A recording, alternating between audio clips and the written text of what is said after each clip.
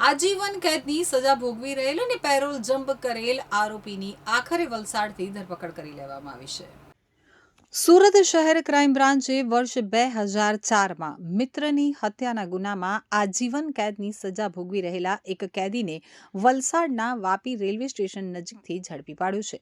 આ કેદી, જેનું નામ કમલેશ રામેશ્વર જાદવ છે, તે છેલ્લા 3 વર્ષથી પેરોલ જમ્પ કરી ફરાર હતો અને પોતે જેલમાં પાછો ન જાય તે માટે ભિક્ષુકનો વેશ ધારણ કરી અને ગુજરાતના વિવિધ શહેરોમાં છુપાઈ રહ્યો હતો.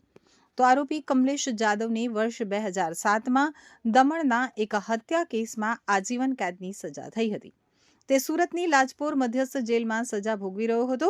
તો 30 જાન્યુઆરી 2023ના રોજ તેને 45 દિવસની પેરોલ રજા મંજૂર કરવામાં આવી હતી, પરંતુ રજા પૂરી થયા બાદ તે જેલમાં હાજર થયો ન હતો અને ફરાર થઈ ગયો હતો. જેલથી દૂર રહેવા માટે તેણે ભિક્ષુકનો વેશ ધારણ કર્યો હતો. તેણે મેલા કપડાં પહેર્યા, વાળ અને દાઢી વધારી દીધા અને માનસિક અસ્વસ્થતાનો ઢોંગ કરવા લાગ્યો. આ વેશ પલટાથી તે પોતાની અસલ ઓળખ છુપાવી અને ગુજરાતના અલગ અલગ મંદિરો, રેલવે સ્ટેશનો, બસ સ્ટેશનો અને ફૂટપાથો ઉપર ભીખ માંગતો હતો.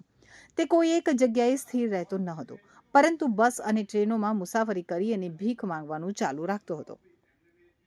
તો ગણેશ ચતુર્થીના તહેવારને ધ્યાનમાં રાખી અને સુરત શહેરમાં કોઈ અનિચ્છનીય બનાવ ન બને તે માટે પોલીસ સક્રિય થઈ હતી. આ કામગીરી દરમિયાન લાજપોર જેલમાંથી ગંભીર ગુનાઓમાં પેરોલ કે ફ્લોર રજા પર ફરાર થયેલા કેદીઓને શોધવાની કામગીરી સુરત શહેર ક્રાઇમ બ્રાન્ચની ટીમને સોંપવામાં આવી હતી.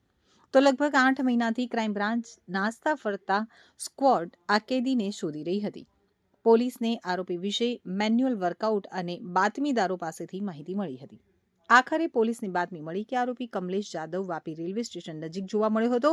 તો બાતમી મળતા જ ક્રાઇમ બ્રાન્ચની ટીમ તાત્કાલિક વાપી રવાના થઈ ગઈ હતી. ઘણા કલાકોની વોચ અને મહેનત બાદ પોલીસે આરોપીને તેના જૂના નિશાનીઓ અને શારીરિક ઓળખના આધારે ઓળખી કાઢ્યો હતો અને તેને ઝડપી પાડ્યો હતો. હાલમાં પોલીસે કમલેશ જાદવની કાયદેસરની કાર્યવાહી હાથ ધરી તેને લાજપોર મધ્યસ્થ જેલને સોંપવાની કામગીરી હાથ ધરી છે.